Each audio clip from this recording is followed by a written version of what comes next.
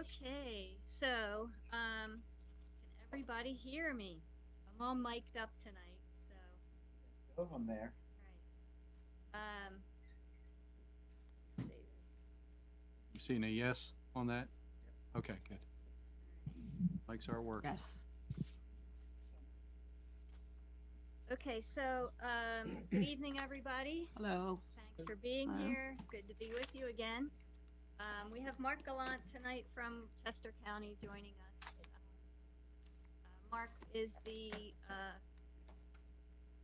administrator or the monitor, the grant monitor for the Chester County Vision Partnership Program grant that's helping to fund this effort.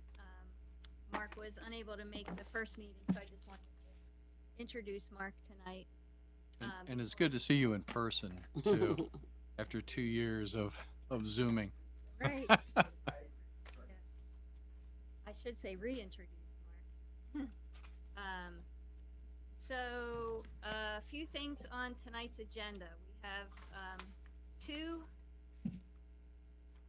items on the agenda. Item number one, you can see, has four other items, sub-items under it.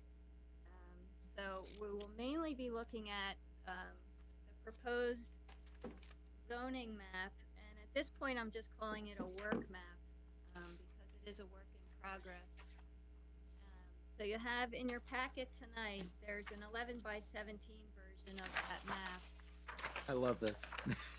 I can see this. And we'll go through it on screen, and I'll be able to turn layers on and off so that we can see different of the map and kind of walk through some of the issues that need to be resolved, if not tonight, at some point on the map. Also in your packet are, it looks like minutes from last month's meeting. Do we need to approve the minutes or anything? They were produced there. That did not get distributed to the last board, so if you want to approve them, you can certainly do that. I don't think anyone had a chance to review those yet. Yeah, no. Yeah, we can table that. Yeah. And then also included in the packet are some excerpts from the current zoning ordinance, mainly looking at the uses that are permitted in the I-1 and I-2 industrial districts and the commercial district. And then a couple of pages, excerpts from the, say, the draft of the ordinance as it was when we left off a couple of years ago. So these are all items that we'll look at tonight, assuming that we get through all of this material tonight, which we might or might not, given the time. So I guess before I start, does anybody have any questions or comments before I go into this? So we're going to look at the map coming up. I have a question that I've probably asked 10 times. It's probably been answered 10 times, and I keep forgetting. So, I-2, Light Industrial District. Had we at any time talked about converting that to Lincoln Highway corridor? So we'll look at that tonight. When we Okay, go through the map. excellent. All right, so shall we jump into the map? Absolutely. All right. And also, before I start, I want to apologize to anyone that was on Zoom last month when I was hosting Zoom. If anyone was in the waiting room, waiting to get into the meeting, because I was hosting it, but also trying to, run Yeah. and I must say I was not very good as a host or hostess. So I apologize to anybody who was in the waiting room who might have been waiting to get into the meeting before I caught on that there were people in the waiting room, or if you were muted and wanted to try to speak, I apologize. So tonight you'll be happy to know that I'm not the host of the meeting. I am just presenting the material. So, okay, let's go into the map here. Should pop up on the screen, yes. Okay. So,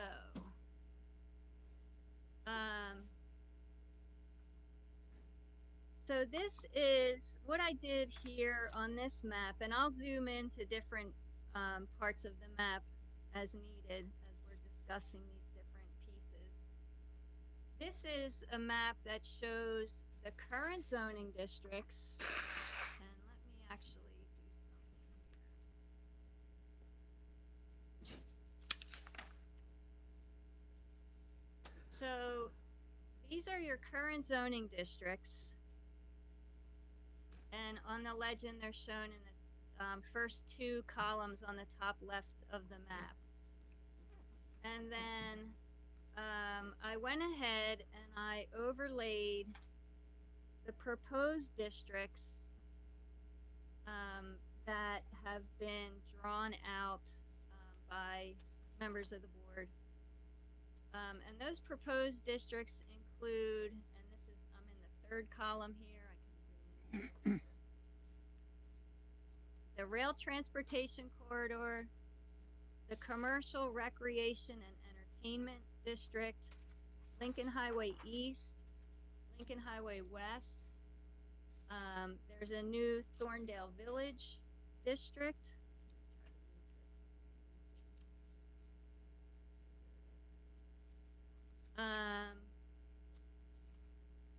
And then there are also some large undeveloped properties that are still remaining in the township that we'll talk about. So what I'd like to do is just go through each of these proposed districts. First, we'll look at the commercial recreation and entertainment district. And I just want to confirm that the mapping is correct. And then look at how this new mapping impacts some of the current districts. And as Mark said, what are we going to do with some of these remnants of the older of the existing districts that are still remaining? So the rail transportation corridor district, bear with me while I kind of zoom in and scroll on the map and try to get this stuff out of the way.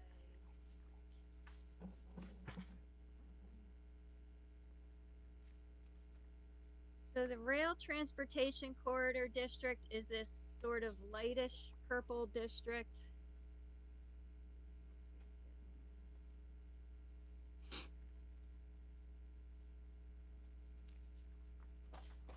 The light purple that goes along the rail line. So this sort of brownish orange line is the rail corridor, or is actually the rail line. And it stretches across the township south of Lincoln Highway. And this rail transportation corridor came out of the previous effort at this ordinance update.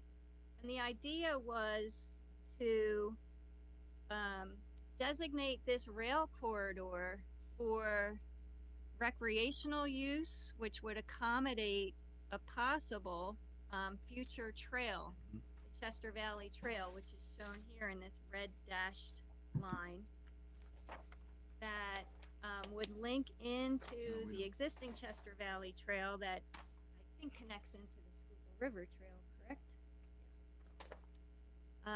So the Chester Valley Trail is part of what the Delaware Valley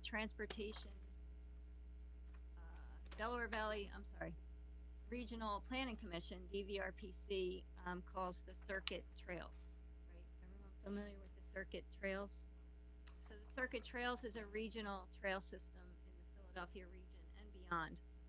So this is one of the circuit trails. It's identified on the DVRPC circuit trails as a trail that is in the pipeline, meaning that local governments and nonprofit groups are actively working to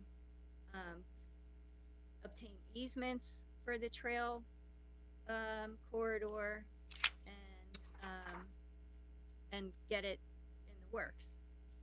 So whether, I don't know when this could happen here coming in this section through Town Township, but again, the intent of the rail transportation corridor district would be to designate this railroad right-of-way as land that would accommodate the trail, a possible trail linkage, and also uses that would be associated with the rail line. Now, in looking more closely at this, I discovered that there are, I'm going to zoom way in here.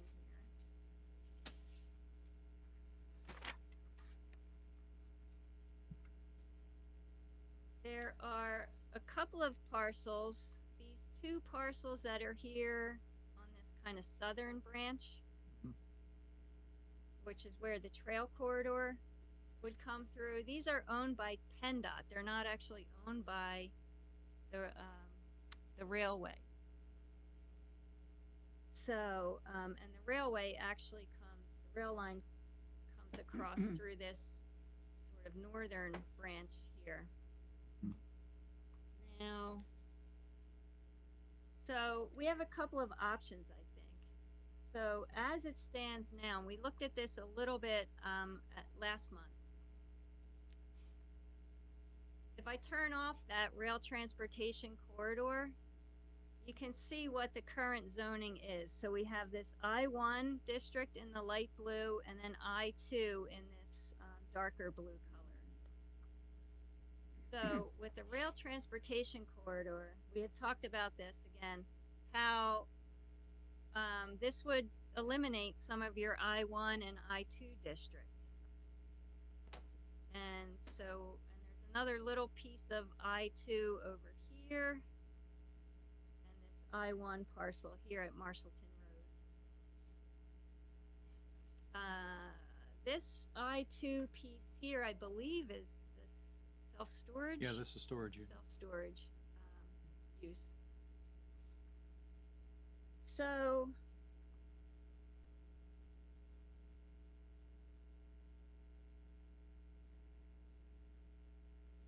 there's not a lot of I-2 district in the township, and I think the fear was if we turn that into rail corridor, now you have this sort of this one parcel here and real small parcel here. I think there were, and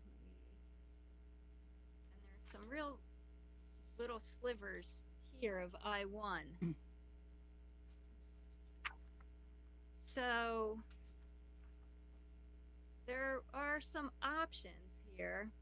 So I was thinking, if this is owned by PennDOT, these two, and they're not owned by the railway, one option would be to leave these two parcels out of the rail transportation corridor. So then the rail transportation corridor would just be this area here, this parcel here. This would remain as I-2. Since it is owned by PennDOT,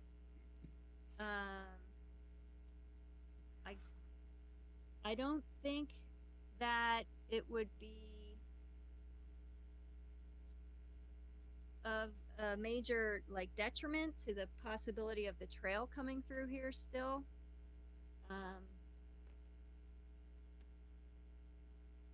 I don't know that PennDOT would be putting any kind of industrial use on these properties, and this one is R1 use owned by PennDOT. Now, having it zoned to accommodate recreation and trail under the rail transportation corridor district could facilitate that trail linkage.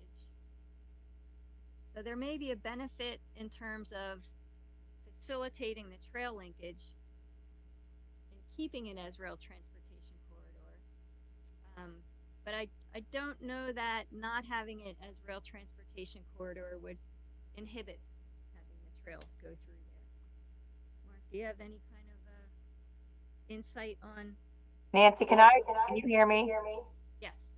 It seems like there's so little industrial zone property that I don't know if we need two different districts. Obviously, we have to look at the uses in both, but, and I can't imagine that however that PennDOT land is zoned, if a trail's gonna go through it, it doesn't really matter. I mean, that's gonna happen with, county planning commission and grant funding and that kind of thing. I don't think anybody really ever looks at. I think this is sort of a unique concept to have this rail transportation corridor as a zoning district. So I don't think it matters much if that PennDOT property is zoned that way. I don't think it's gonna stop it from being used as a trail if that's the best location for a trail.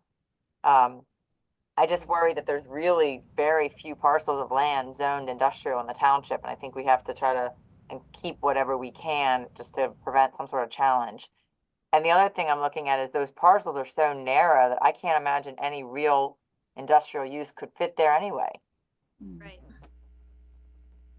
Right, and that's what I'm saying is, I think regardless of how it's zoned, if they wanna get a trail through there, they'll get a trail through there, cause it's a matter of, regardless of the zoning, it's a matter of getting the trail easement Right. through. Uh-huh. So, you know,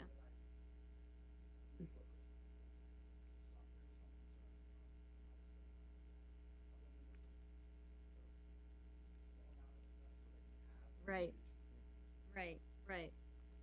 Okay.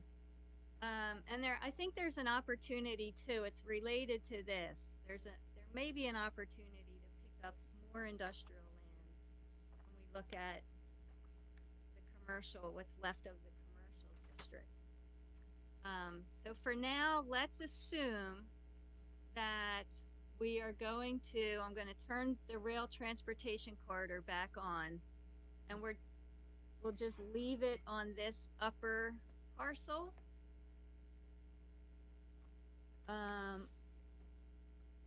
Or, I mean, we get rid of the rail transportation corridor altogether. But let's assume we're gonna keep it in here, but it'll only be on this upper parcel. This would remain I2 and this would remain R1. Can I just ask one question? If we keep that bottom section industrial and somebody comes in to build, would that affect our trail later on in the years? It Or- could, I mean, Or the fact that these are such small parcels that nobody is actually gonna build on it? it could if somebody built on it and there's really no room for a trail. And for these trails, we're talking about like a 10-foot wide That's- trail minimum, and then you want some area beyond that as sort of buffer area. Mhm. So if somebody were to build on these parcels, then yeah, it could mean that you can't fit the trail on there.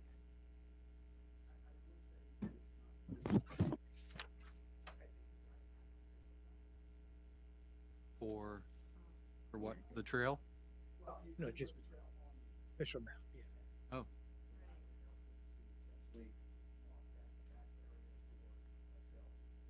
okay, Like that. Yeah, that's true. That's a good point. okay. Yeah, so the township would get right of first refusal if these properties were to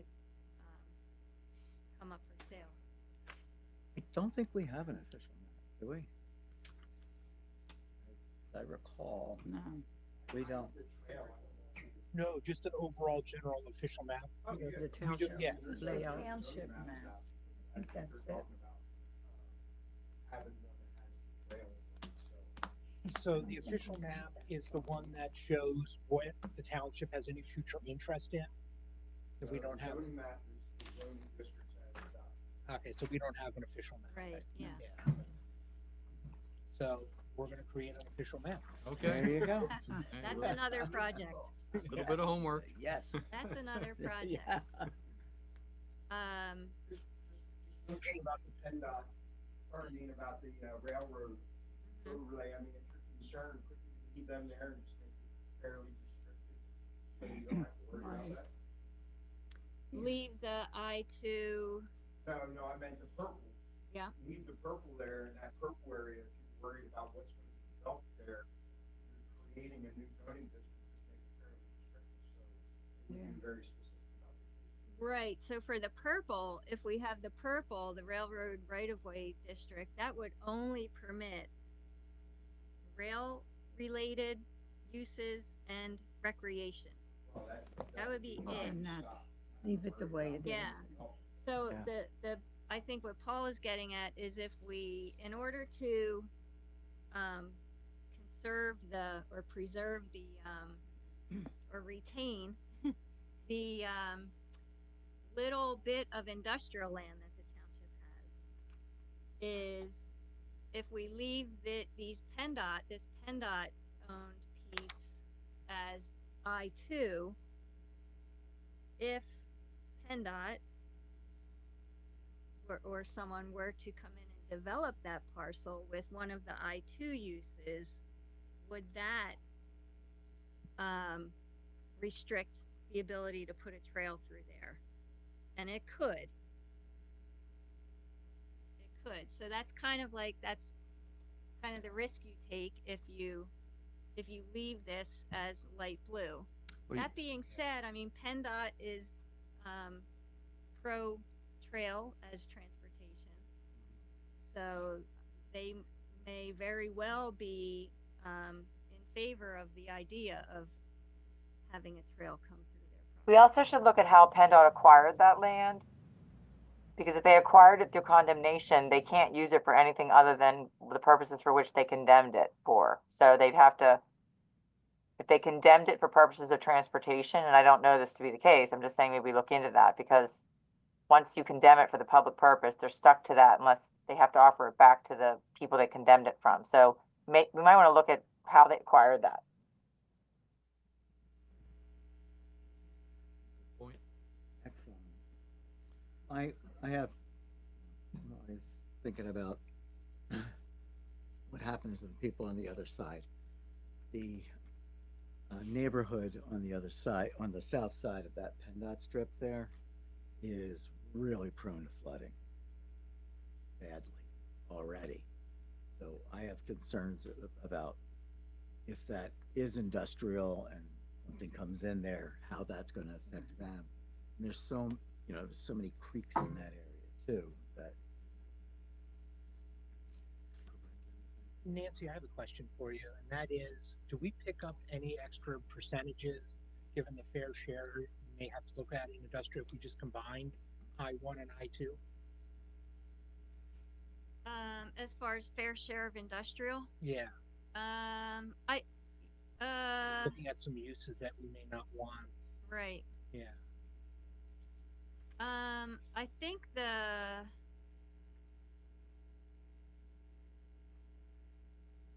so the I1 district, and I included the uses in your packet so you can Yes. see what's included in here.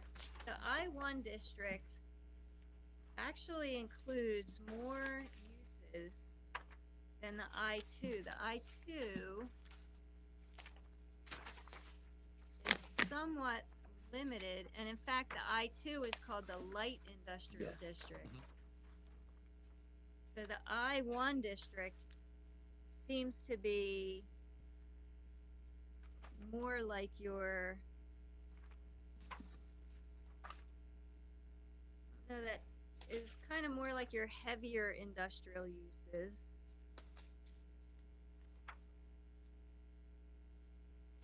Just looking through them here. I2, it is more Nice. lighter industrial Mhm. use.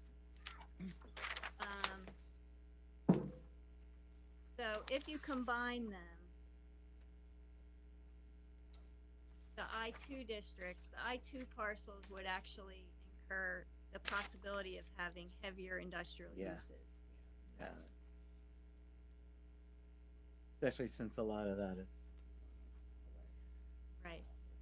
It seems like real quickly, the changes, the only thing that I1 allows that I2 doesn't is manufacturing, warehousing greater than 25,000 square feet, wholesale and distribution, and adult uses. That seems to be like the main. Well, I guess there's more than that. There's more. There's more, but I think like the bigger ones are, I don't feel like any of the I parcels whether I1 or I2, are large enough to really support any of these big uses that we'd be concerned about. But I'd be curious if you think that same way, Nancy. So, well, let's go on to the next, because it's related. Can I throw one thing in so I don't forget Yeah, it? sure. Is, we talked about this before, you know, when our crypto, we need to get crypto like in I1. If we can do that. We don't have a location for it, and we saw what happened over Buchanan House. It's not something that people want in their Well, I backyard. Too guess much. the only thing Crypto I'd say mining? about that is crypto's not really a use itself. No, but the data farming, I think, is what. Data farming, yes, yes, that's Crypto what you- mining? Crypto mining, data farming, Crypto yes. mining, Yeah, thank you. Okay, so let's look at, so we'll keep this on hold, this rail transportation corridor, because what I'm going to show you now might have some impacts on the decision on the I1 and I2 districts. And actually, okay, let's do that, and then I'll go back because I completely skipped over the commercial recreation corridor, but we'll go back to that. So let me scroll down here. Looking at the Lincoln Highway West. So Lincoln Highway West is this bluish color that stretches along Lincoln Highway. It's on the east, the north and south sides of Lincoln Highway. Up until the Thorndale Village district begins, right near the train station, across from the train station. So this is what the mapping looked like, what it looks like now, without the Lincoln Highway east and west. So this is commercial C1, the pink color. The C1. Other sort of light purple color is Thorndale Village, your existing Thorndale Village. When I turn on this Lincoln Highway, the new Lincoln Highway West mapping, we can see that there are remnants of the C1 district here, and then remnants of the Thorndale Village district here.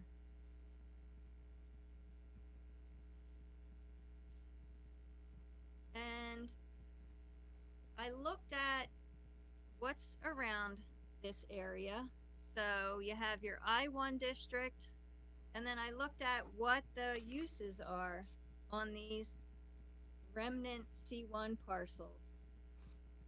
So on this one, there's a car wash. This one is a gas station, Pacific Pride. This parcel here is a storage, I think a self-storage use. And then here it's a Verizon building. So on this side, this remnant C1 district, there's a mobile home park right in here. This is residential, small lot residential. And then here around this curve on the south side of this road, these are mostly auto repair. It looks like auto repair uses. And then this is it's like a water, yeah, Ferguson Water Works. So the question is, do you want to keep these pieces as C1, or do we turn them into I1 or I2? Mobile home park is a permitted use in your I1 district, and that's the only district I think that permits mobile home parks. Let me just double check that here. Yeah, mobile home park special exception in in the I-1 district. So I was asking myself, and I'm now asking you, does it make sense to, what does it make sense to do here? Turn these into I-1 or I-2? And do we take this area here that's residential and fold it into this district here, which is your R4 district, small lot residential? I don't like how the C1 is so split up. It's like it's spot zoned in different parcels. It's like that. I didn't realize that had been what we created, because that, especially that one right on the highway, like it's all by itself. That doesn't make any sense. And, well, and there are these two little parcels here. This real small one here, if you could zoom in. This real small one here is, I think it's a vacant restaurant. The What old is it? Pizza Hut? Pizza Hut. Pizza Hut. Yeah. Okay. Is it? I think it's vacant now. Is Yeah. it vacant? Yes. Yeah. And then this, I think, is just like an open piece of land. Why can't it become Lincoln Highway West or East? Yeah, So these could be Lincoln Yeah. Highway West. That's what Yeah. I would- It might have just been missed when they mapped Lincoln Highway West. I was going off of the map that Josh had given me last month. He had a little printout. So I just transcribed that into the GIS. So these could become Lincoln Highway West.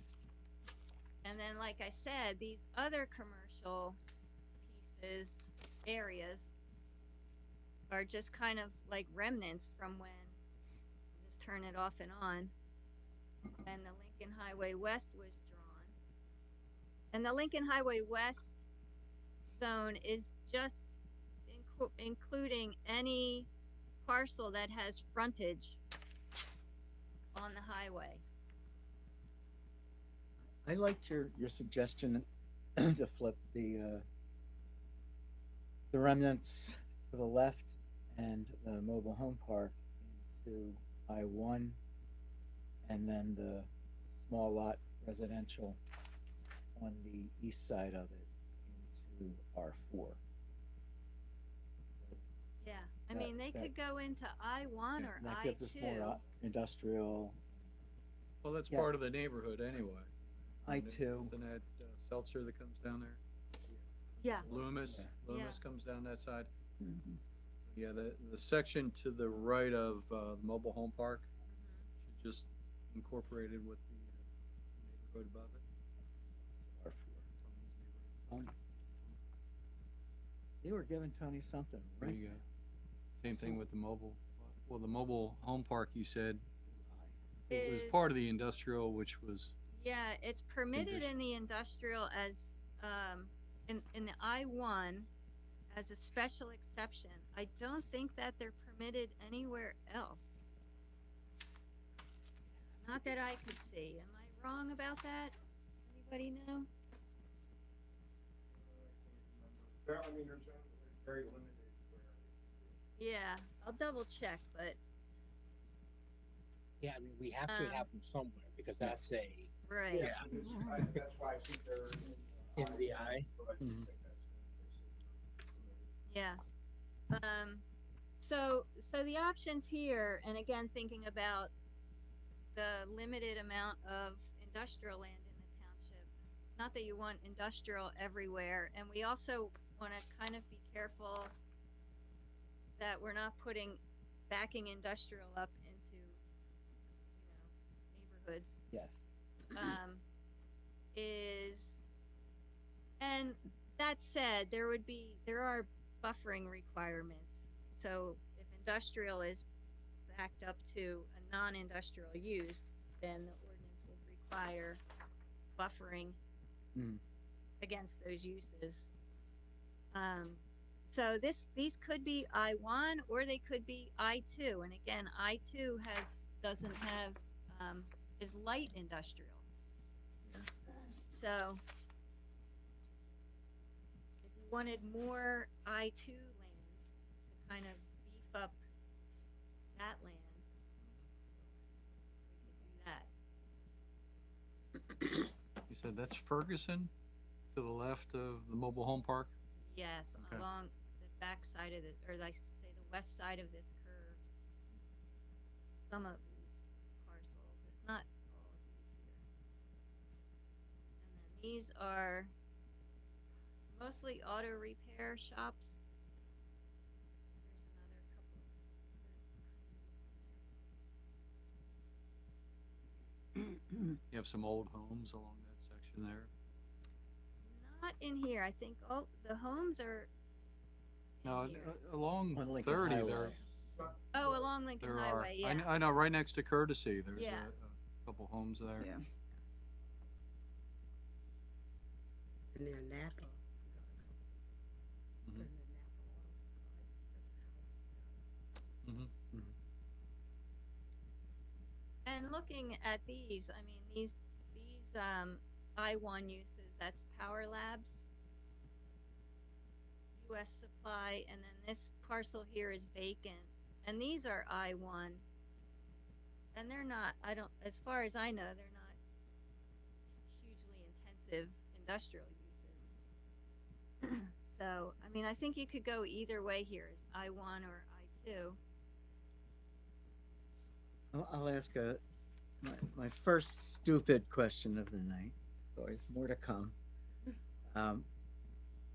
In C2 regional commercial, we have industrial. Like, on Edge's Mill, we've got a couple of them there and a new one coming in. So if those similar uses are allowed there, then I'm not even sure that I framed that as a question, did I? So I lost my question in there. So I don't count as stupid yet. So in the C2, you're probably getting at, in the C2, there are it allows industrial uses. Yes, So we do need to take that into consideration, Yeah. that yes. they are allowed elsewhere. Thank you. Thank you for helping So me we may through not that. be as limited as we think we are. Right. I have a question, and that is before we go zoning that entire strip up North Callan, do we know what Exelon or Power Labs is up to? I mean, do we know if that's going to be being sold anytime in the near future? Because that would be a great site for some affordable housing. I don't think they have any. Plans on selling? Okay. You know, you gotta remember their linemen, and stuff. Okay. Still working on We're operating. out of there? Mhm. Okay. That's what I was wondering.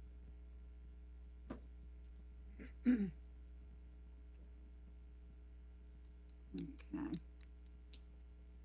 Well, do you think that,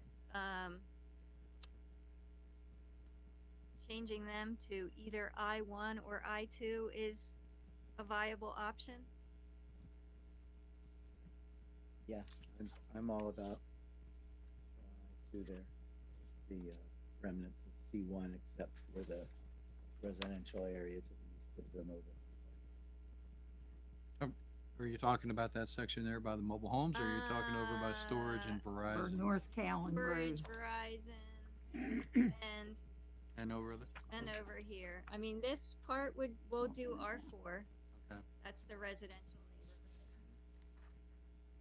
The mobile home park, I guess it could go either way if we could go either way.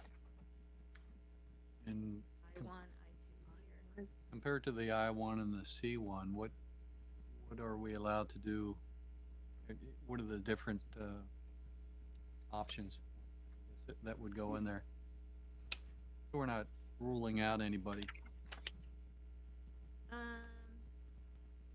So the C1 you have in your packet as well. Uses by right, public utilities, municipal uses, retail,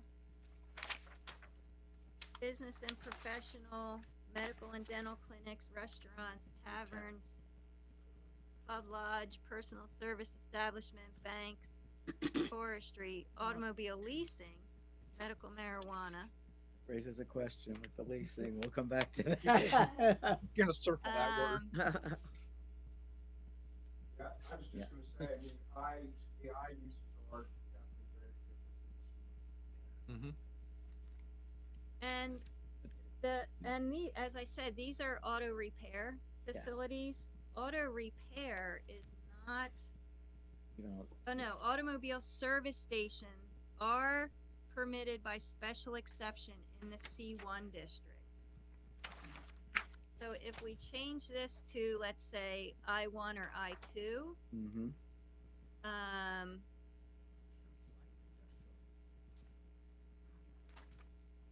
But that's not along Lincoln Highway.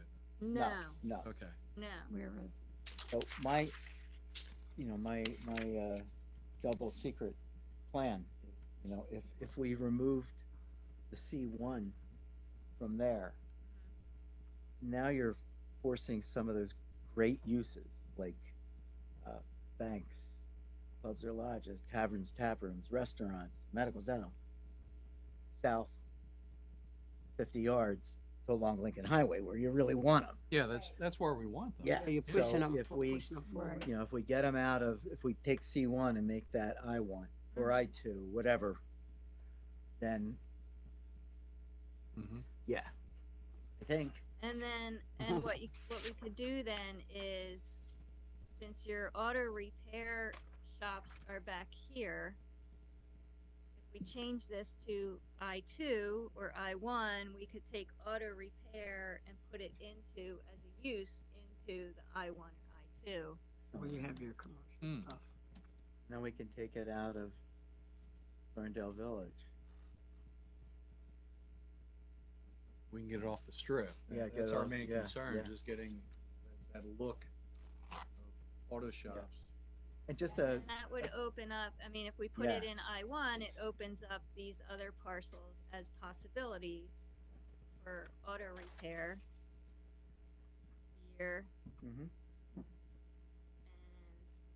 depending on what we do down here, mm-hmm, if we change them to I2 and we put auto repair in the I2, then that would open up these parcels for auto repair, which might not be ideal here. What is here on this? This is not the, Storage. that's Yeah, it's a storage storage. also? At And the this end of the- too, Open right? storage? Yeah, they use it, they rent it, it's basically a contract. and just north of that's where the first tavern was. Yep, Gallagherville Tavern's right there, across from the Wiggins, that was the toll. Oh, that's the building. Yeah. Just another note, before I forget, when we talk about automobile leasing, Mm-hmm. I think it's really, you've probably heard this already, but if we can change that the way it's defined. Okay. Automobile leasing is a car rental like an Avis or a Hertz, and automobile leasing for like from an auto dealer is sales. That way you can avoid some problems down the road. Mm-hmm. Yeah. Am I gonna miss anything great if I'm going for 63 seconds?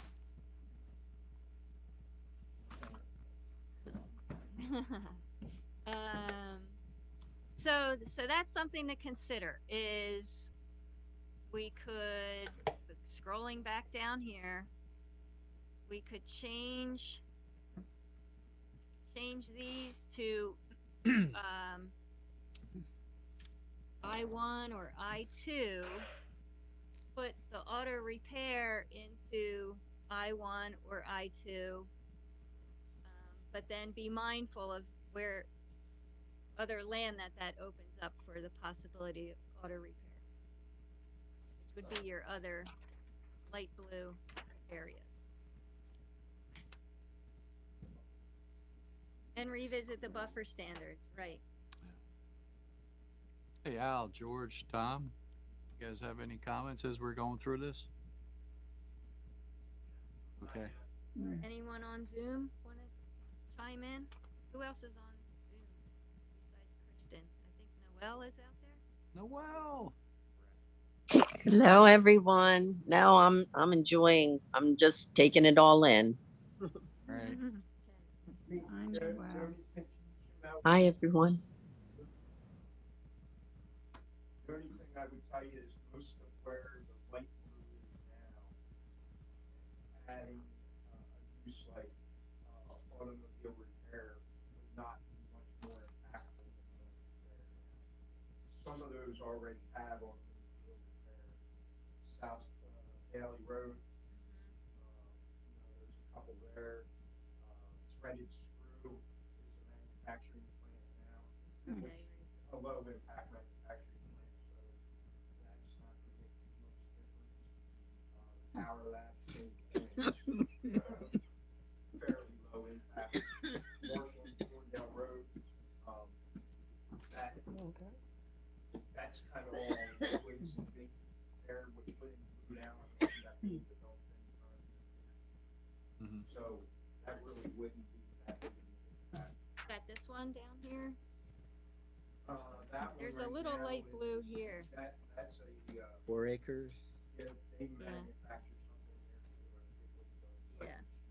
Yeah. All right. Yeah. So adding auto repair wouldn't make that much of a difference. Yeah, as long as it's off the main strip, Yeah. I think that was our concern. Great.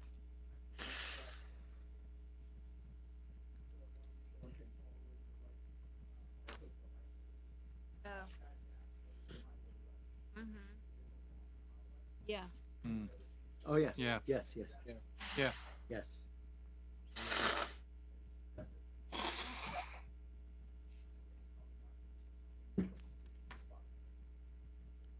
Yeah.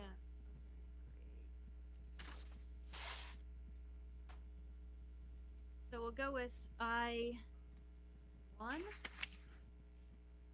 Now, bear in mind that I-1 also allows your adult uses, so To go somewhere. it has to go somewhere. Right. So then, The teasers are changing, so we're fine. what's that, Adam? There is a place called Appetizers. That was our okay, adult. okay. It's closed and it's gonna be something new now, but it's Yeah, right in Village there. Bowl or something like What that? is it? Village Bowl, or I don't know what that is. it's what the sign that's up on Restaurant. restaurant, yeah. I was Hmm. hoping it was gonna be a music venue. Okay, now, And Nancy, can I Yes. just make one comment? Over by Marston, Thorndale Road, that Geo Carlson lot, I know it's the light blue. oh, right here Mhm. where Geo Carlson is. Yeah, It's a beautiful piece of land. it is. I would like to keep it as preserved as possible. I don't see any, in the near future, anybody selling it, but should it be incorporated with the light blue? Isn't that Thorn where That's Geo Carlson. there's a historic house there Yeah. that Thorndale, that's where the name Thorndale came from, right there, I believe. Okay. It is, and the Travellini family, who Yes. is, They own, right. own that, all those other parcels there. Yeah. 52.3 acres, they own all those parcels. Hmm. And they own the blue as well. Yeah, so this Okay. blue is actually part of this parcel. So that 52.3 Oh, acre okay. parcel Yeah. includes the blue. So that zoning actually splits that parcel. Okay. Now, that parcel, we'll get to this in a little bit. That parcel is one of the parcels that was identified in the previous zoning update effort as one of the remaining undeveloped properties.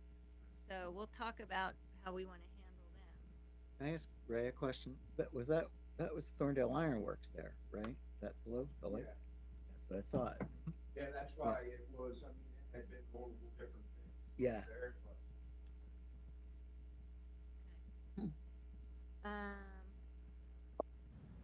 Okay, so all right, so Thorndale, so this Lincoln Highway West, and then these will change to I-1. And this portion here will go into the R4.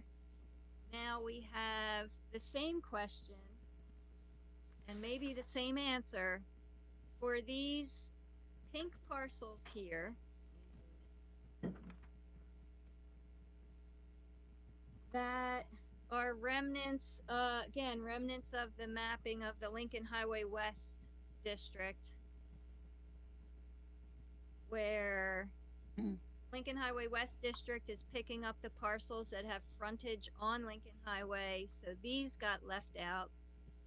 A vacant piece, Handicrafters Packaging or Packing Company, owns these two parcels, 3 parcels. And then this one here on the Bridge to south nowhere. side is vacant. Is that the bridge to nowhere right I do not know. there? Where's your cursor? It's on the south side This of V Geo right here, Carlson. south side of Geo Carlson. The, bridge to nowhere is on the next parcel. Oh. So, That parcel, that purple one right to the south of Geo Carlson, looking at the map, there's a stream running through there, so that's not buildable. right, I mean, there's, Oh, the V? yeah, Yeah, the one vacant spot. yeah, so, let me see this.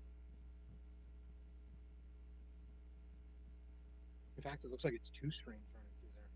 Yeah, See that's that, not so there's the Yeah. aerial photo. Yeah, and I think, yeah, you're right, that is floodplain.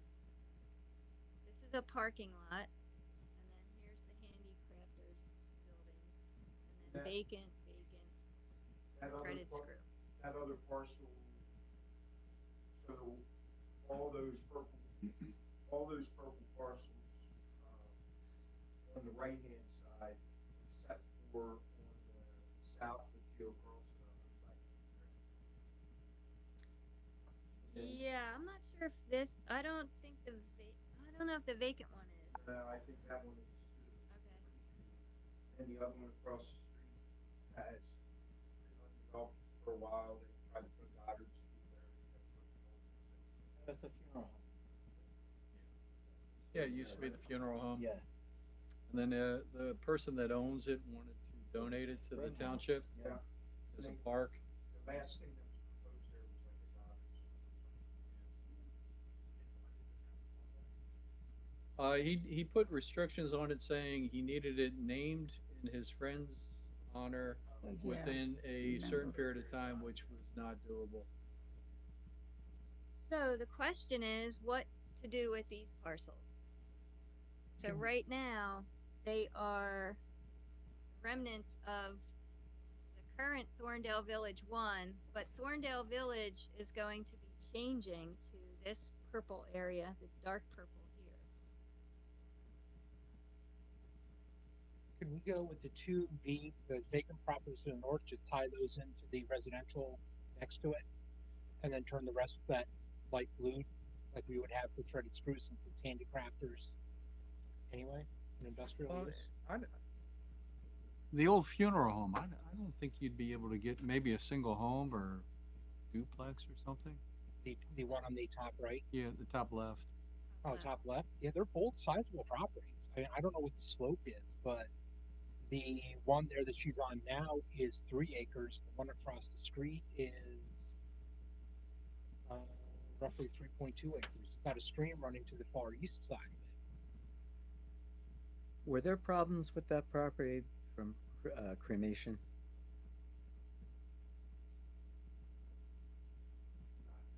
Nobody ever did it. All right.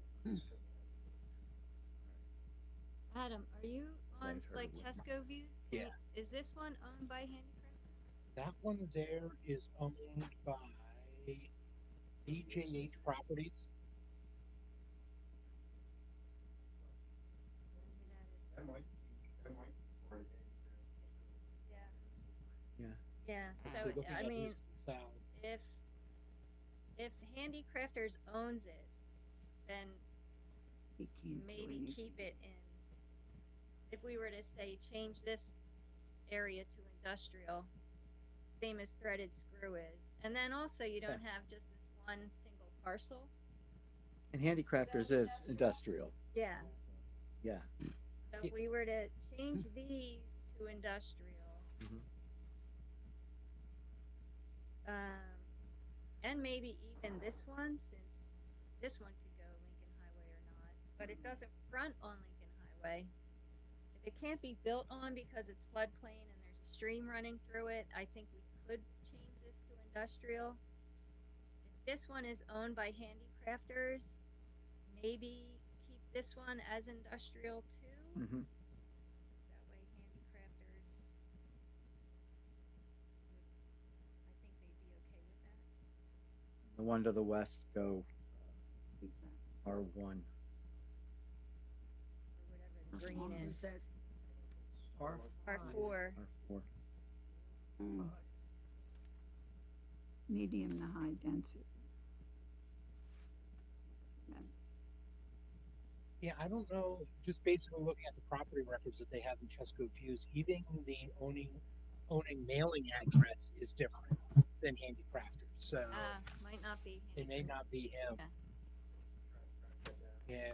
Yeah, So that one could go R4.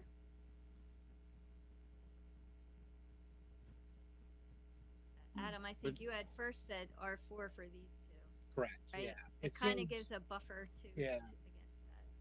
So with 3 acres of land, how many homes can you put for an R4? 20. Well, depends on, in R4, Well, Yeah. of course, we Let's need take a open look. space out of that. well, we could change that, I mean, we're in the process now. In an R4, what does the grid say?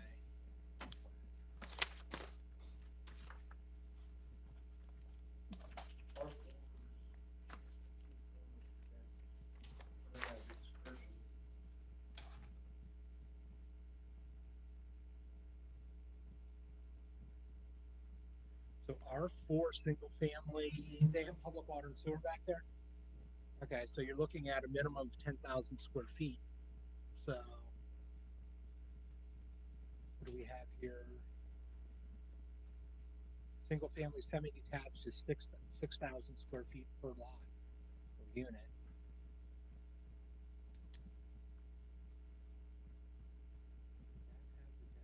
It's pretty dense, but I mean, Yeah. you have this existing Yeah. dense here. I don't think that would be an adverse. If you put in a string of townhouses in there, I don't think that would be just a couple of groupings of twins. And they're close to Lincoln Highway, Yeah. so really, if you want density anywhere, it would be these parcels that are closer to Lincoln Mhm. Highway. My guess is the one on the right there that our cursor's on now will have less simply because that eastern side has a stream and is probably, between the riparian buffer and flooding, you're gonna get a smaller building envelope.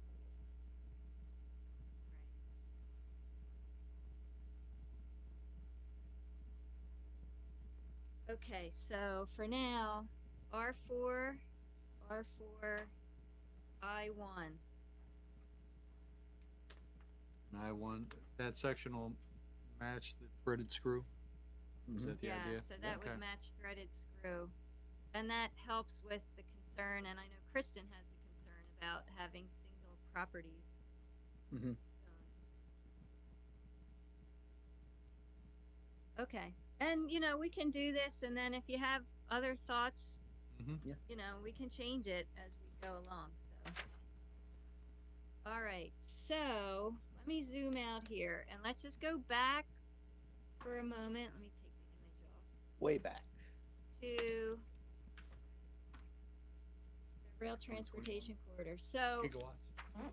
picture this map now as these pink areas, the remaining, the remnant commercial ones, C1s being changed to I1, light Mhm. blue.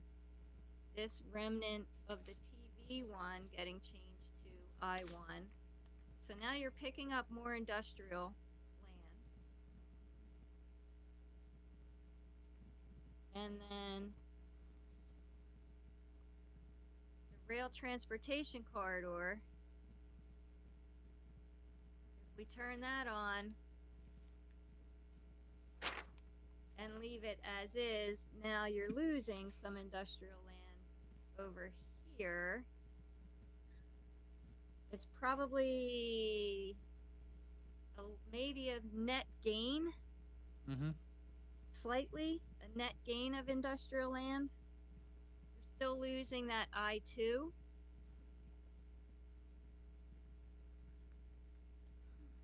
we have these couple little pieces of I-2 there, so that's not great.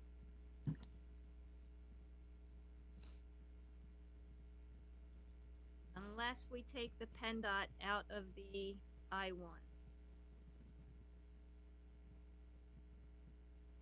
I mean, take the PennDOT out of the rail corridor. So then that would pick up that, That is where it would I-2 be, would come back again. yeah, and that is where, but that's where it would be going to connect to the trail in Downingtown, correct? It would Right. have to go That'd be that way. It would go that way. I would go back to your point though, of we could keep it that, but then also come up with the official map where we would then label that as township would have a potential interest in keeping that. So we get the percentage of land use, but then we also preserve our right to have the first refusal. Right. That would be if that property came up for sale. That's when the official map kicks in. Yeah, It's Right, not when it yeah. comes up for sale, it's when it comes up to be developed. When it comes up Because- to be developed as well. because we also Right. have to go back to Kristen's point of if they condemned it, then it can only be used for that use. Mm-hmm. Right. We'll pay a judge to say that. I don't like how you have I-2 just sort of pieces out in islands by themselves.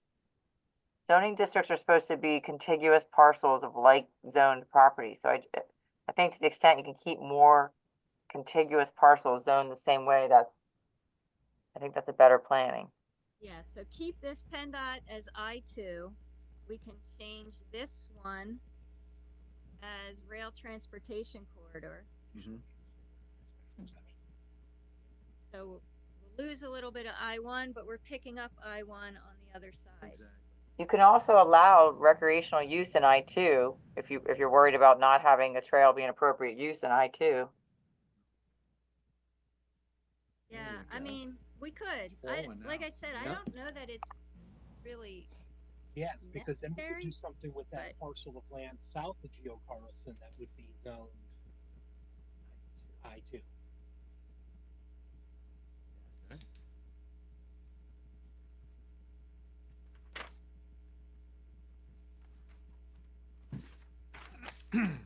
Adam, you Yes. just said to this one, the Geo Carlson on Washington Road, I-2? No, the one that Oh. was part of the old village section south of Handicrafts. The one that has the streams running through it. That would be spot zoning. Well, no, if we continued the blue down like we were going to, but we Oh, included I won. yes, the industrial use, the recreational trail use within that usage, Okay. then we could potentially do something with that parcel.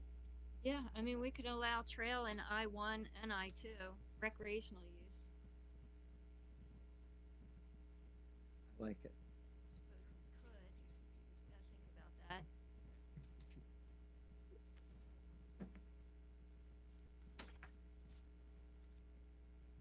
Okay.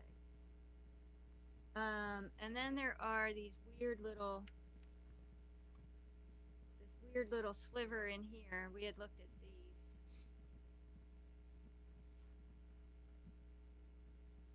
This little, this has a couple of telephone poles on it, and some wires and a substation. There's like a electric substation right here Mm-hmm. or here. So that is, I think that's on Chesco Views. It has it as a paper right of way mapped but not paved. It's power lines and poles. So I think that could go either way, I-1 or I-2. There's a real small sliver right here, which is privately owned. And then this other tiny little piece here that's privately owned. And then this strip of I-1 along Hazelwood Road that I think was probably meant to be the connection between Yes.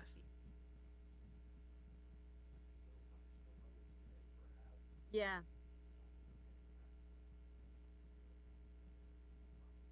Uh,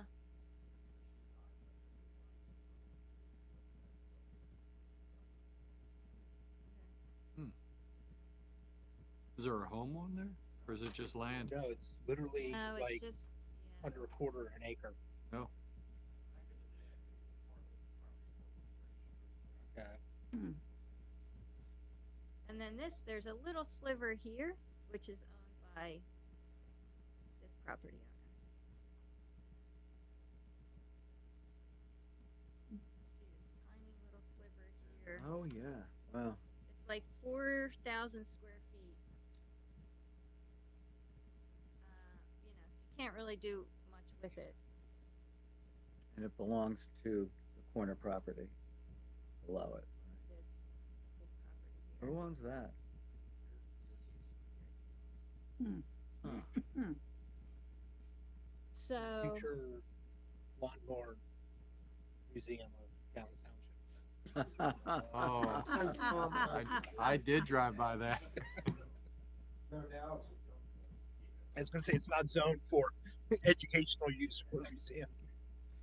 so these, I don't know, we can leave them as I-1 or change them to I-2. Kristen, do you have any, I mean, like I said, I think this was supposed to have been the connector to make the I-1s contiguous, but then I think these I-2s were zoned Yeah, later. I think what's the, that darker blue, I think it'd be better just to have a contiguous I-2. Yeah. Hmm. Go with that.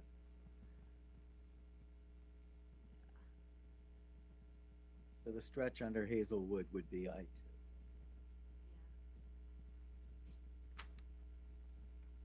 Okay.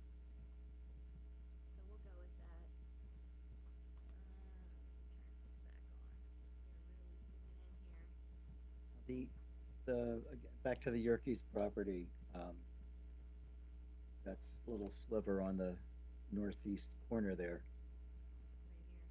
Right here. Yerkes is currently R1, Yes. so why don't we make that R1? Got the sliver there.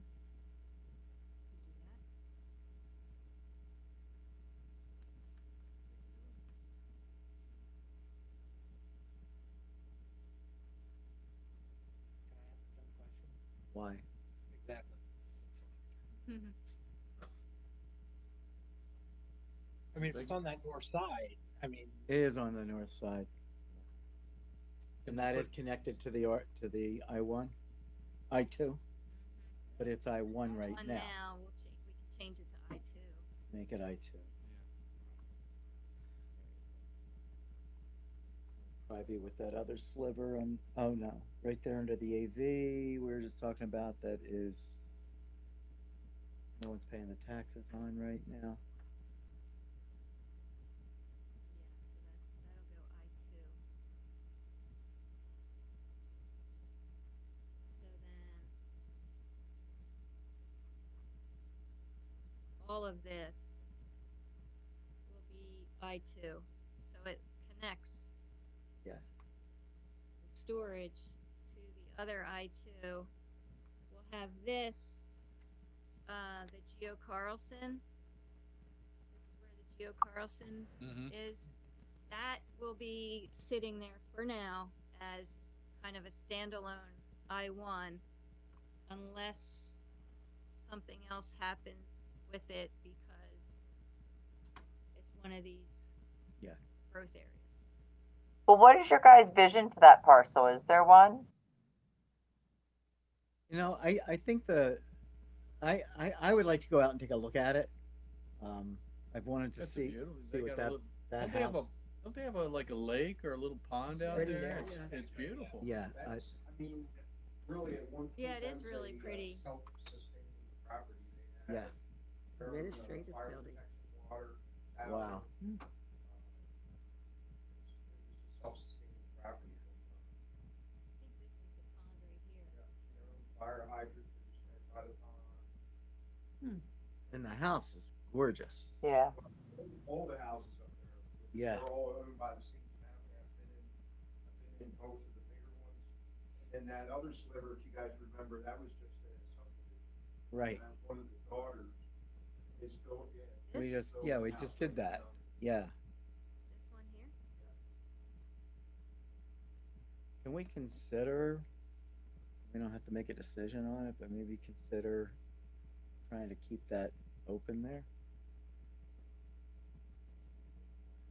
Open land and preserve the house. I don't know. I mean, I can't imagine Pretty. that family's gonna let any of that property go. Yeah. I was just gonna Yeah. say. You never know, people move on. Or they may donate it to Never the know. township, who knows? Yeah. Well, I You mean, it's don't probably know. worth, Definitely worth having a conversation.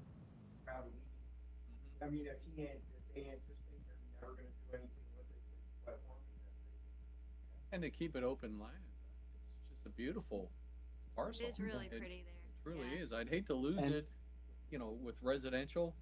And it's a historic site. It is. I mean, it really is. It That is where Thorndale was born. The name came from there. You got a street named after him That's too, right. so- That's right. Tom Parr, get him on the phone. I know. We can talk more about this. Okay. Yeah. But regarding that Uh, property and going back to Kristen's point, should we zone that western part of that area of that parcel something other than industrial? Because it's just like all of a sudden. Yeah. Spot. Yeah. R1. The other part, the eastern part of that property is R1 right now. Hmm. I mean, if the property owner would not object to it, the thing you have to watch out with Right. rezoning, Yes. changing the zoning map, as you know, Mhm. is raising some, so, When was it zoned as industrial? I don't Does know. that That's go Which one? my way time. back? The ironworks. So Oh, okay. that's, So it was before there was a Thorndale. The two darker blue to the north were done within the last 5 years. Yeah, that was more recent, as far as Yeah, I know. mean, just to get some history on that, I mean, that was done specifically to, allow some changes to Okay. I remember that. So, In the last round. now there are a couple of other little slivers, little gaps here. So,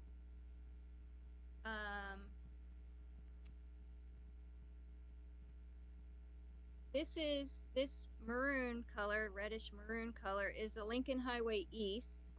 Mhm. The new mapping for Lincoln Highway East. So again, it is, let me zoom out, parcels fronting on the eastern end of Lincoln Highway. And then this one here, not sure what's on that parcel. And then we have this, zooming in, this little sliver of industrial peeking through. So usually when we do the zoning maps, the zoning district boundary comes to the road center line.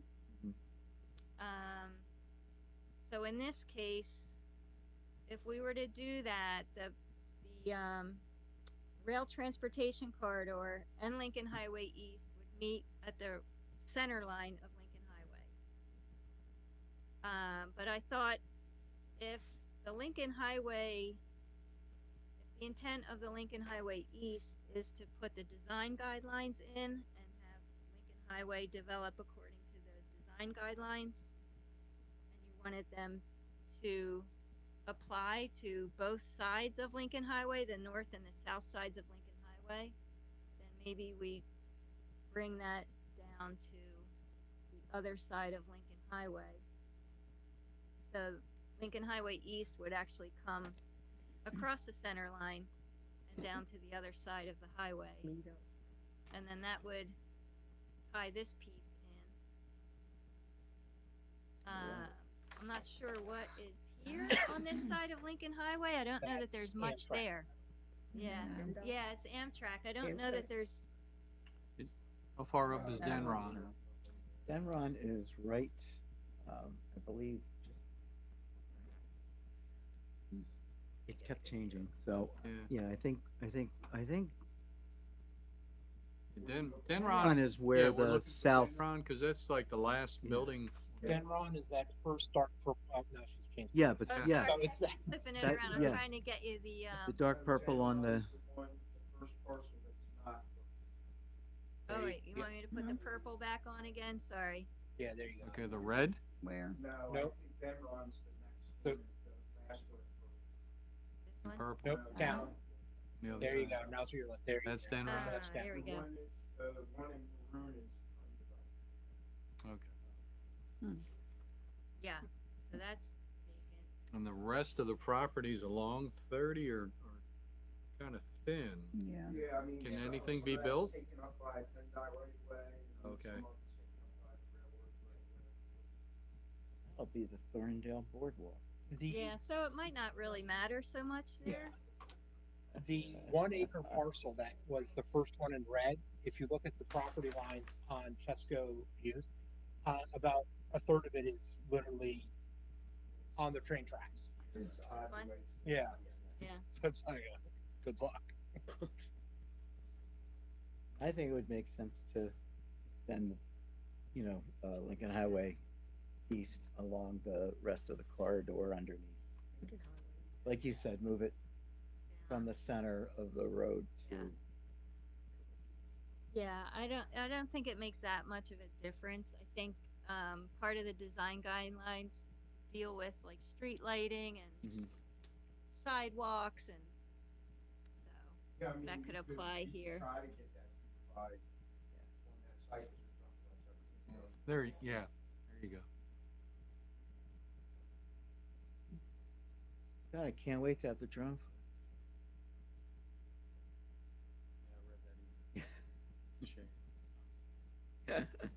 Mark will be out there Okay. with his iPhone, running up and down the street. You saw me? I had a bunch of balloons. let me zoom out. All right, just quickly back to the, what is it called now? Commercial Recreation and Entertainment District. That is the dark green. So I think, that mapping, that's what was on the map that Josh had given to me to transfer onto the GIS. So that would be the new commercial recreation and entertainment district. Hmm. And I think there's a draft of the uses that would be permitted there, There is somewhere. which we'll get into at a future point, future meeting.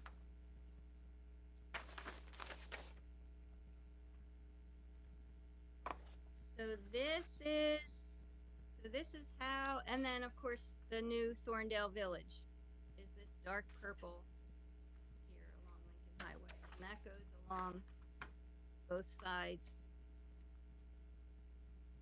Zoom in.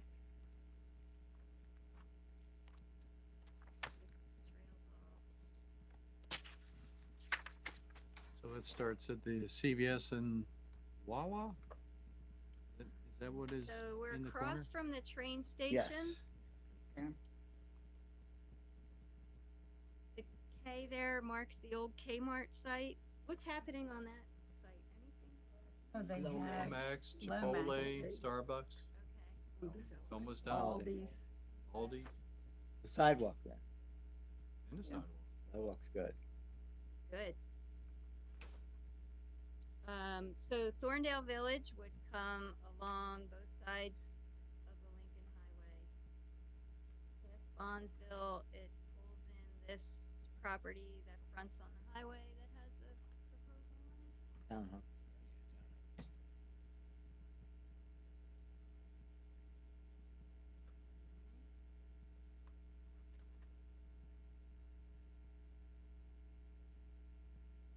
beautiful thing is the east end of Thorndale Village, on the north side, there's a couple of really beautiful, historic properties that have never been like honored as what they are, that would be great for adaptive reuse. One of them is currently, they're both being used, but not to their best potential, I don't think. Babies or Jamie. Right, right next to it. It was the electric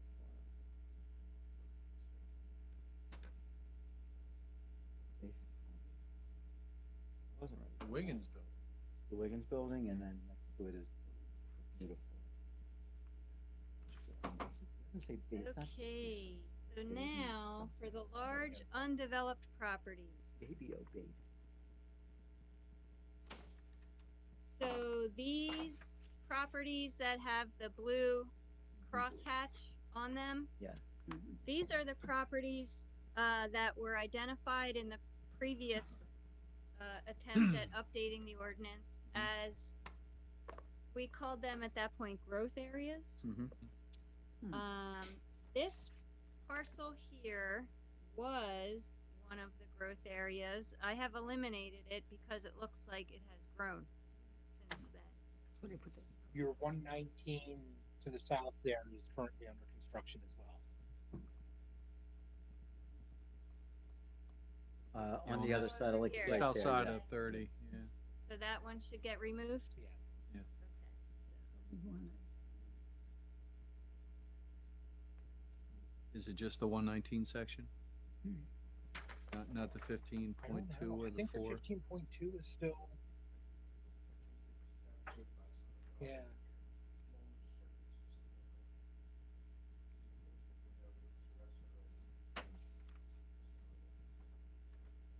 so the 15.2, and then there's this little 4-acre, industrial site, so I would think that would come off now. I think the original thought in including it was that it could maybe get incorporated into the 119 and consolidated, but since it doesn't seem like that's gonna happen, so that one will. 119 was the coal wharf. Yeah. So that's why that would have been industrial. Okay. The 15.2.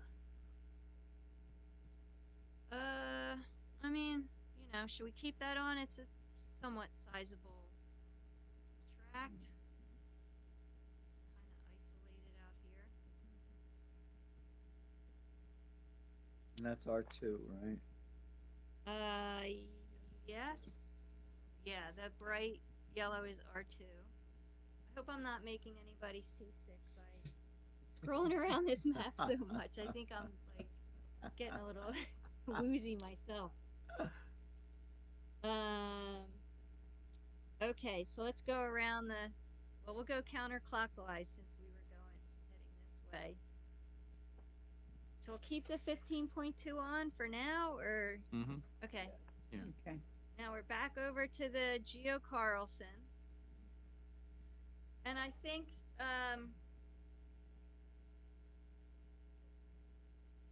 we'll talk about what the idea was behind identifying these properties in the last effort was that, as I said, these are some of, really the remaining large undeveloped properties, for the most part undeveloped properties in the township. And the question was what to do with them. This is where we, and actually let me pull this up. We had come up with, let's see.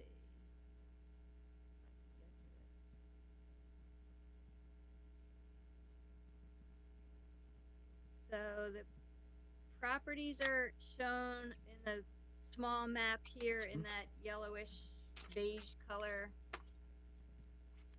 And these we were calling residential growth. Mhm. And this is where we said for the properties that are south of Lincoln Highway, so this one will no longer be included. It would just be the Geo Carlson site and this other property here at the very eastern tip of the township. That south of Lincoln Highway, they would be able to develop as either single-family detached, twins, townhomes, or multifamily. These would develop as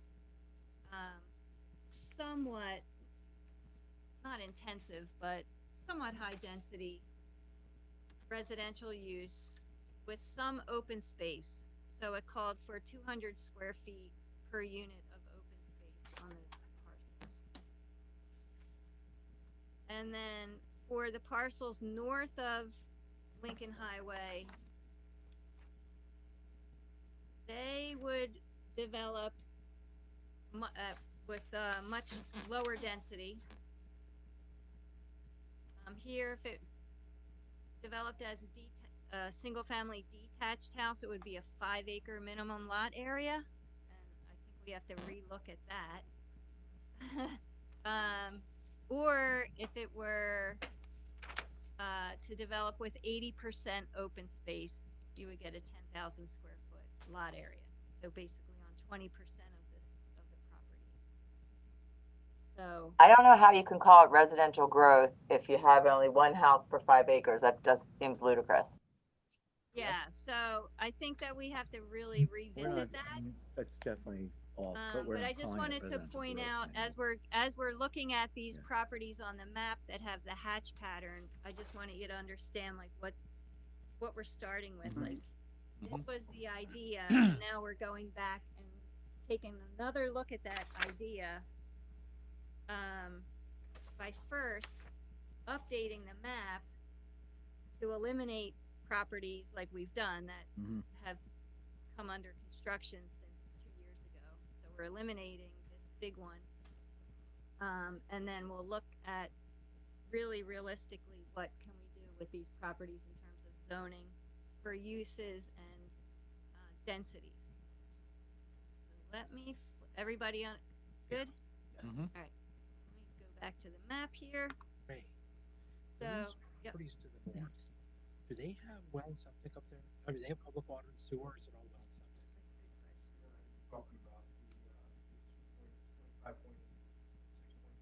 Yeah, up off of Oh, Kings Here. Highway. I'm sorry. There, not, yeah, not currently. Some do and some don't. So there's been sewer growth in that area. There's no water in that area. That's all right. Okay, so we'd still be looking at something that'd be a minimum of an acre, I'm not quite sure. because they'd have to put a well.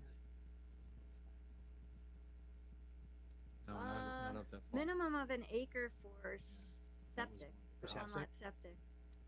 That's what the Yeah. county Public wa- requires, I mean, right, private Mark? water and Kind of on the sewer, sewer yeah. line. I mean, that beats 5 acres. So that's.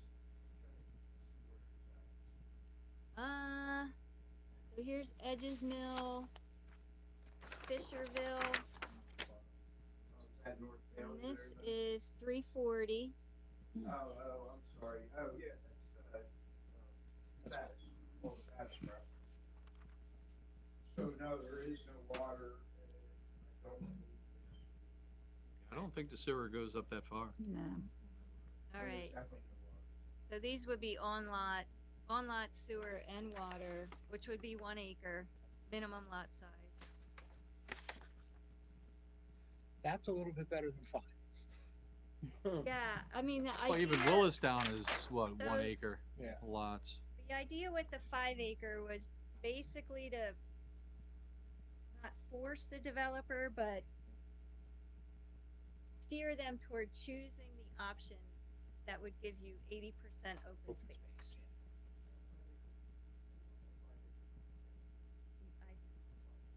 I think it was 1 unit per, Hmm. wait. Minimum lot area 5 acres. Yeah. So I think we could look at rewriting that. But we'll talk about that. Let's first, So can I ask a question? Because I wasn't involved in this part. is that something you guys wanna see, be developed residentially? You don't want it developed in a commercial manner? Which one where are you talking? Where you were up before, over in the C2? Weren't you, I'm sorry, yeah, those ones. Oh, over That's a across different from Brandywine story. Hospital? Can we come back to that one, Okay, Kristen? I'm sorry, that's where your cursor was, that's what I thought you were talking about. Sorry. Hold that thought. So let's go back around. Let's go back down here. We're swinging around counterclockwise. So back to the Marshallton Road, Geo Carlson site and the 52 acres. This is going to remain in this category with the blue hatch as a large undeveloped property that we want to do something with. We'll talk about what that something is tonight or in coming sessions. Yes. Oh, okay. Oh, across the Right street here, or across across the line? Yeah. Oh, okay, Okay. nice. Adjoining this one, it's all one. Yeah. Okay. Hmm. Oh. All right, that's good to know. Must be nice. Then we have this 25.8 acre piece and 6.3 right next to it. Mm. All, Sit in the down. forest, there might be one thing back there, one house somewhere There's one house that was developed in the last 10 years, built, the rest of it's just all wood. Yeah, there's not much there. They might have a trail coming through here sometime. So that one, keep it in the blue hatch for now. Mm. Mm-hmm. Mm. As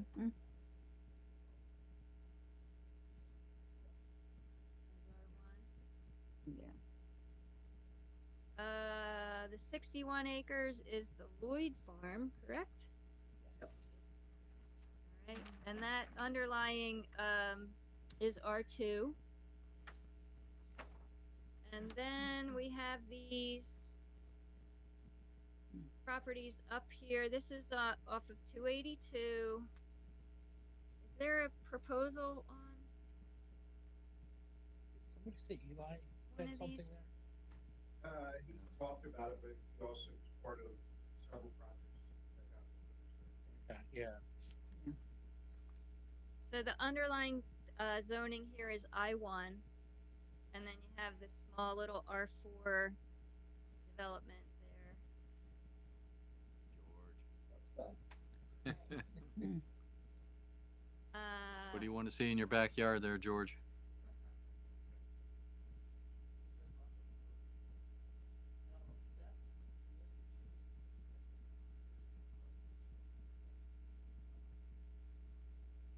Oh, really?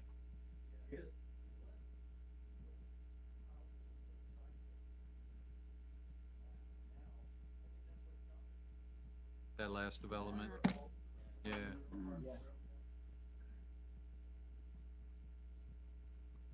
How's the flooding been over there? There's a lot of rain coming. Yeah. That's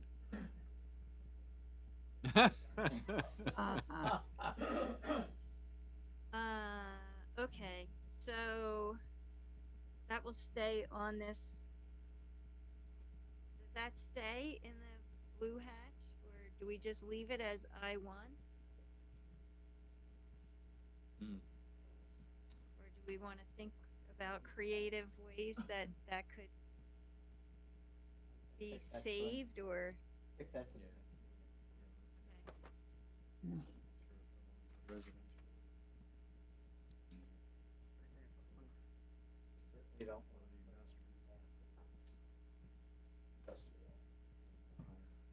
industrial. Right, is there a business back there now? Waterworks, there's a water company back there, there's some, sports fields, but there's not, Oh, Okay. okay. Hmm. They're literally on the line. Yeah, here's the boundary is this white and gray. Mm-hmm. So there is something here.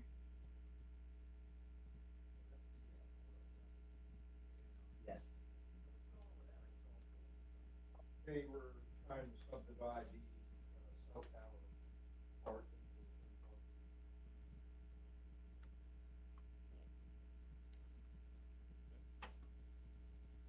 All right, so Getting text that, people can't hear. oh, Oh, I guess because George and Tom, Oh, they the don't have a audio. mic. Ray don't have mics. Well, right. Ray, everybody can hear Ray, but I could sit in my office.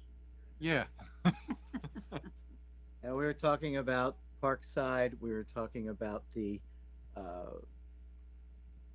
auto repair shop on the other side of, 282 there. And the zoning behind Parkside, kind of leaving all that is for the next meeting. Is that what we were talking about? Yes.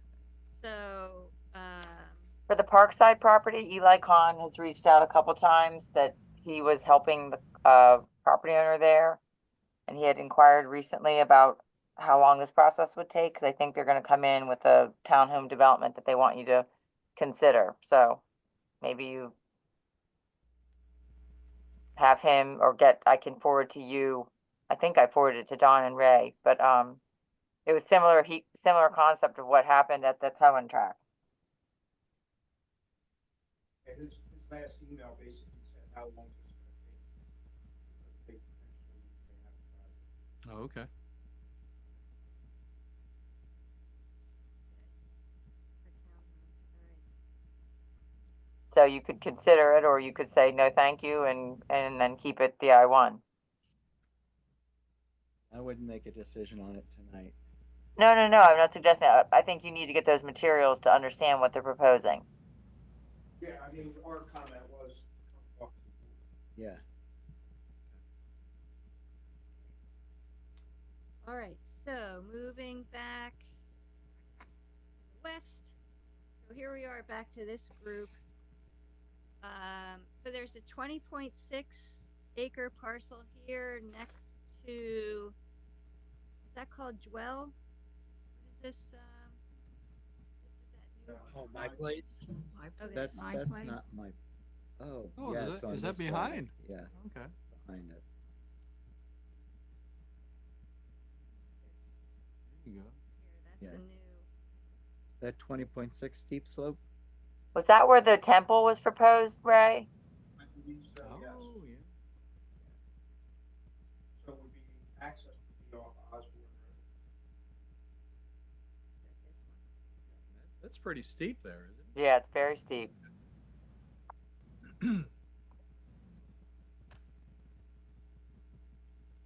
R1. So these are all in the R1 right now.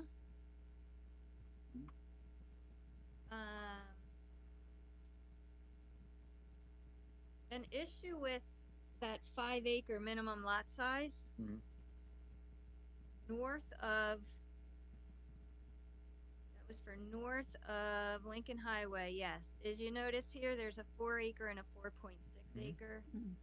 That would leave these folks with only one option, which would be to do the 80% Yeah. open space, and I think that might not fly. And this 3.6 acre as well.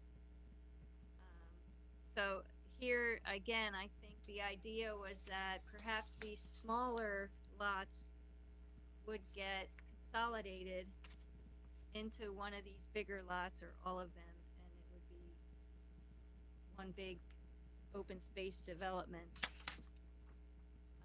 But I think we have to take a closer look at that.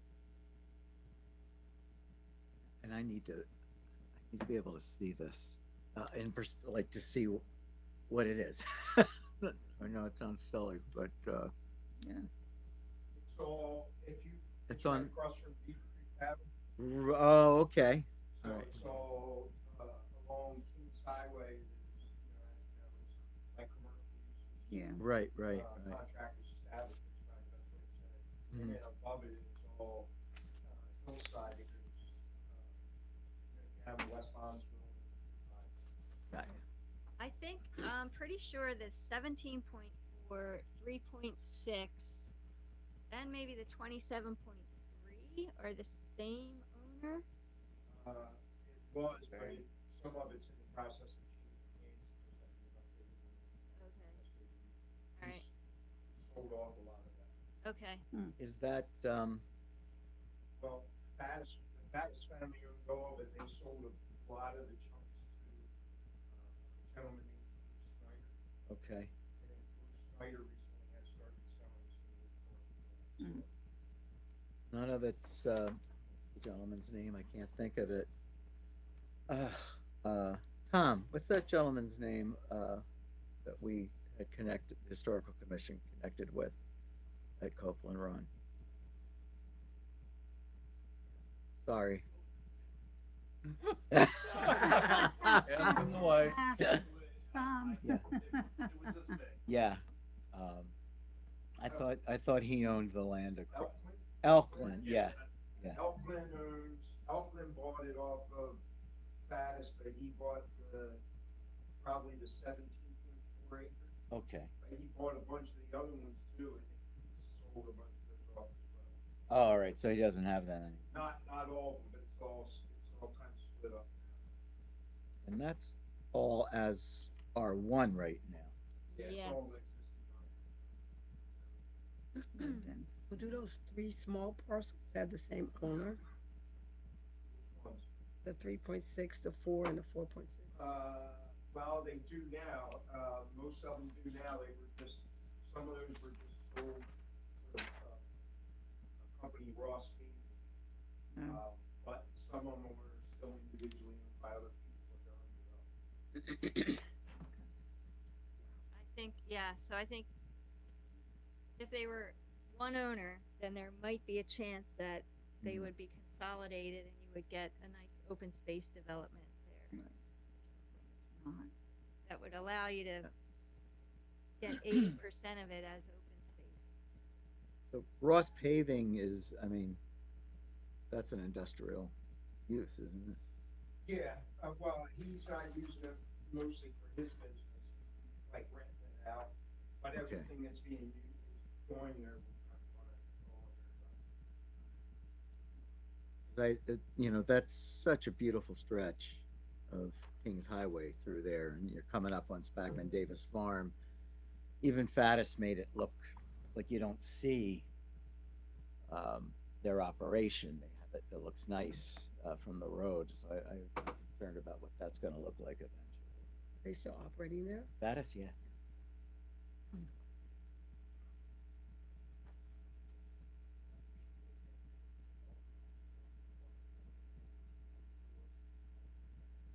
Yeah. Yeah, that's what I had been thinking of, or even 5 acres, you know? Yeah.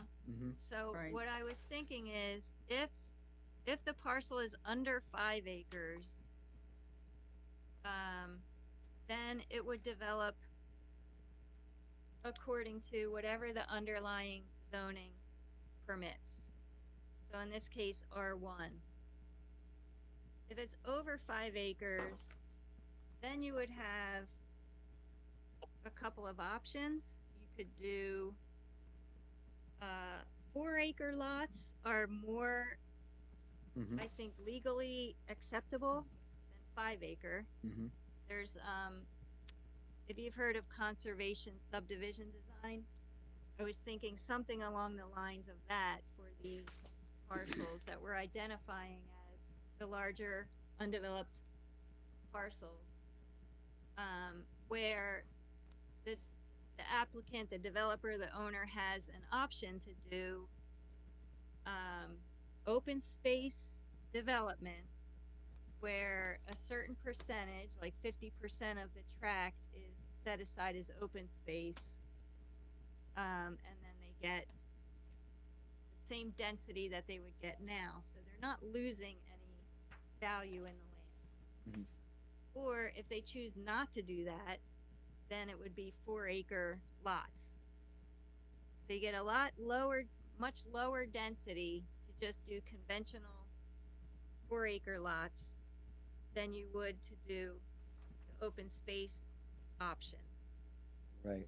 So what it does is it disincentivizes the conventional sprawly type of development and incentivizes the open space development. So you would get 50 or 60%, whatever we could do on these lots. Now, the fact that there's no public sewer and water might Yeah. hinder that a bit, because you have to have 1-acre lots, or you have to put the septic in the open space. So kind of thinking along those lines as a way to address these parcels. Do we have any steep slope issues with these properties running across the hill? Okay. Isn't that a perfect spot to put $1 million home? Sleep Top of it. at the top of the hill, not at the bottom. You know, and in that case, they might choose a 4-acre lot. I think it's a beautiful area coming up that road, especially with the Spackman Farm just up the street. Yeah. I know, me personally, I wouldn't want to see a bunch of townhomes going up there and all of a sudden you have a big open area. Prefer to keep it uniform. The R1 is a 1-acre minimum lot. 1 acre size. minimum for Right.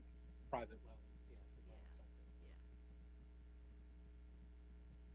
So have to do 1-acre minimum lot size, in which case it's hard to get the open space. So have to do some figuring on that. So let's. I meant when I meant breaking it up, he's selling all, it was all owned by one person, all those parcels, that he's selling those parcels. I wonder if the people who he's selling them off to understand that they're not zoned industrial. I don't wanna get into too much of that. Right, right, The yeah. answer is no, because there's notice violation for 1 or 2 Okay. Oh, goodness. Yeah. Like those people that want to bring their businesses home. Oh, All right. All right. Chew on? yeah. And then I'm gonna skip that C2 area for now. So then we have, and stick with these others in the residential areas. The 31.7 next to the VA. I know this one a few years ago, wasn't there a proposal for, That's the Black Horse. I mean, the one that The the veterans, Housing? aren't they doing that? yeah, Black Hawk. Yeah. That wasn't realistic. That proposal. so what's the status of this parcel now? It's Is it open? What's happening there? Yeah. And just keeping it Yeah. the R2, because he wanted to come in with an R4. He's still owned. They do? Still own it, huh? the same group that came in with the other proposal? Okay. And then this 18-acre piece. Do we own that? Is that the solar farm? No, so that, No. that 18 acres and the parcel below it, they're different zone districts, is owned by a private individual, they're both for sale. Okay. So that one and that, are both privately owned. Okay. And they're different zoning though? What's that? You said they're different zoning districts? Yeah, one's. Yes, yeah, this one one's is I and R2, one's R2. I1, and R2. Right, right. So are we going to continue to identify that one as an undeveloped parcel that you want to try to do something? Can you actually build on that? I don't, I don't know how you would ever build, I don't know Yeah. how PennDOT would ever. Just remember doing the cleanup along that strip, and that's an awful piece That's of what I'm land. saying. Yeah. I'm trying to carve out any kind of development there would be very little.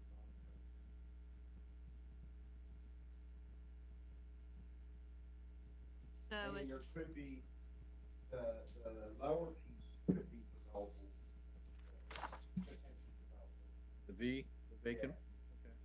More than the R2 section, I'm not sure how to do it. so should we eliminate that one from the blue hatch? If it's not a real concern?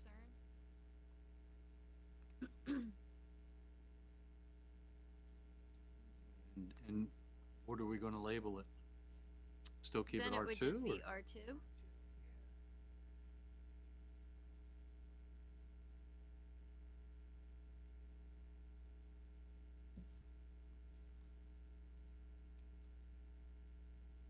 We've essentially gone past the point of everyone's brains burning out. Mhm. Well, it's almost 8:30, so Yeah. Yeah. we're coming up to it. Yeah.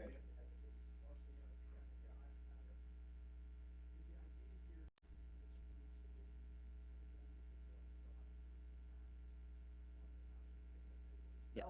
Yeah.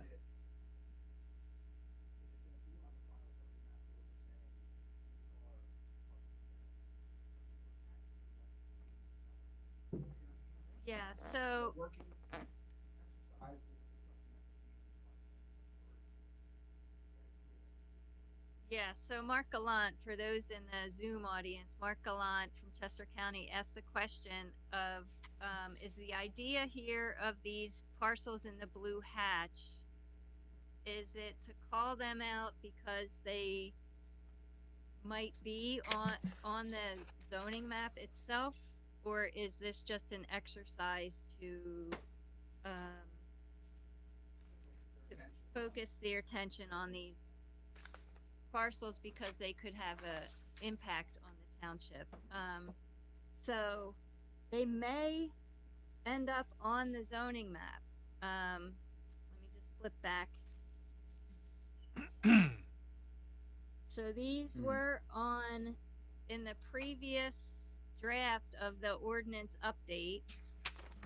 These were actually called out as parcels on the zoning map, for residential development.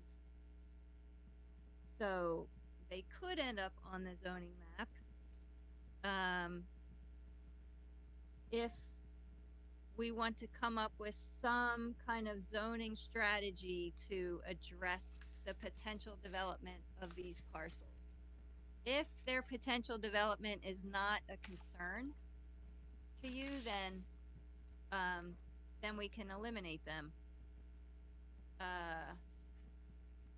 So, and if their potential development is a concern, and you want to try to come up with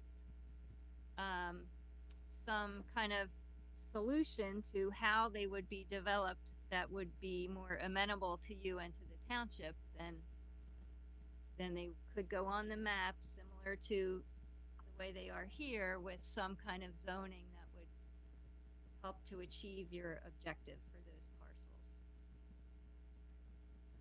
That's not something we have to decide tonight. Don't have to It's not decide it excellent. tonight. We're just kind of working at zeroing in on which parcels they are. And- And then once we have that established, whether it's, what we want to do about it. And Nancy, let me ask you this, with the 18 acres on North County Road, is there any way next time around to see like the topography of that section? And maybe in our minds, we can see whether or not a development can actually go there, if it's, Right. if it's worth future development. Yep. Because Or- you can't even run a driveway through anything over 15%, right? That's disturbance, yeah. So, So they may be limited yeah, Yeah, to begin with. especially that 18 one, 31 should be fine.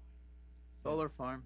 Yes, I mean, we could be saying, you know, throw an R2 in there, but it's impossible to do. Yeah. So- Yeah. Is the 18 acres had a proposal for a solar That is, Was that it? no, No? farm? no, Oh, no, no. okay. No, that is currently, habitat. It's coming in as a habitat, for humanity development. So yeah, what I can do is show steep slopes and floodplains and Mhm. wetlands, so you get a better idea. And then just lastly, I know we're at 8:31 here, Before, so, Nancy, before you yes. step away, there's a request from one of the Zoom members to, that last sheet with The homes? the homes, Size. yeah. Yeah, she If you just could wanted to show- see the bottom section of that Oh, page. okay. Which I So, think we had that up a little earlier. right, so this part of the chart is for the parcels that are south of Lincoln Highway. So that would now just be the Geo Carlson, the one that has the Geo Carlson, business on it. And then this one at the very eastern tip. So south of Lincoln Highway could be these housing types. And then north of Lincoln Highway is where there could be a detached house on 5-acre lots or detached on 10,000 square foot lots with 80% of the tract in open space. But we have to come back and revisit this to make sure it would work. Yeah, this is not anything that we have voted on, or this is from the last past. And yeah, area. you might not want to do that anymore at all. So that's what we're trying to figure out here is, do you want to do this and on which parcels? I should say the first step is figuring out which parcels are an issue. And then the second part would be, how are we going to address them? And then we'll wrap it up here, but we'll come back to this next month is, are these parcels here that overlay, that are within right now your C2 district? So this is the farm, the beautiful farm. And, these were, sorry, So the Spackman called Davis out farm as- is in C2? these were called out as mixed use growth. Yeah, use. Two units, right? So we'll come back to that next month.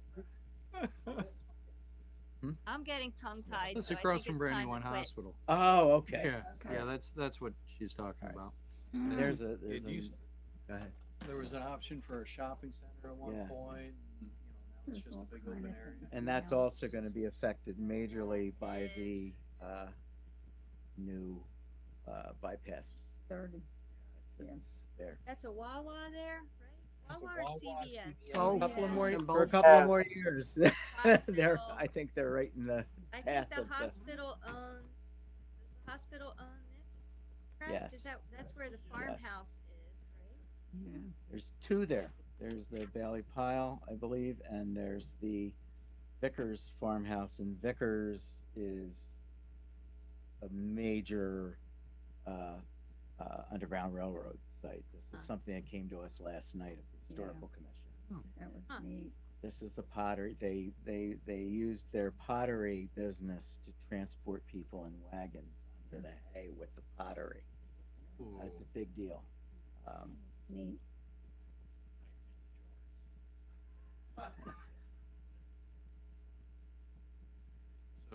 So the big question is, where can we put the axe throwing, for the residents? That's going right up the street from Tony. Right next to a daycare. Right, for the day. Yeah, we covered a lot of ground, Nancy. We did, Thank we you. did, Nancy, Yeah. yeah. Okay, so next month I'll come back with an updated map, and Mhm. then I'll have another that shows the slopes, floodplains, etc. on these properties. And we'll think about what you want to do with those properties. That's a, Yeah. If you want to have, some kind of an open space option on them, you now have a cluster. You do now have cluster regulations in your ordinance that I think require 50%. 50%, yep. So we can take a look at that. Mhm.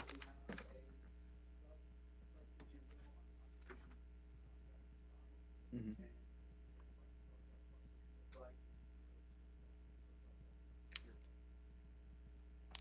Yeah, it's an interesting thing, and I want to definitely avoid anything that appears to be spot zoning, but in some of these areas up there that are heavy historic areas and farmland areas, if we're putting clusters in or anything, I would really want to find a way to get design standards in there that fit what we have.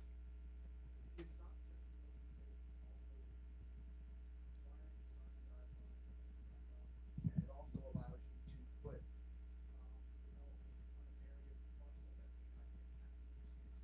Mm-hmm. use, you may have some adjacent roadways and there's adjacent parcels. So it's not just a matter of density, it's a matter of using that density to promote a great layout for the development as well. Excellent. Thank you, Nancy. This is the beginning of my Oprah Winfrey career. Everybody gets a car. You get a car. You get a car. Get on. All right, thanks everybody. Oh, you. thank Any- you. Thank you. Meeting. Anybody on the Zoom that we need to address?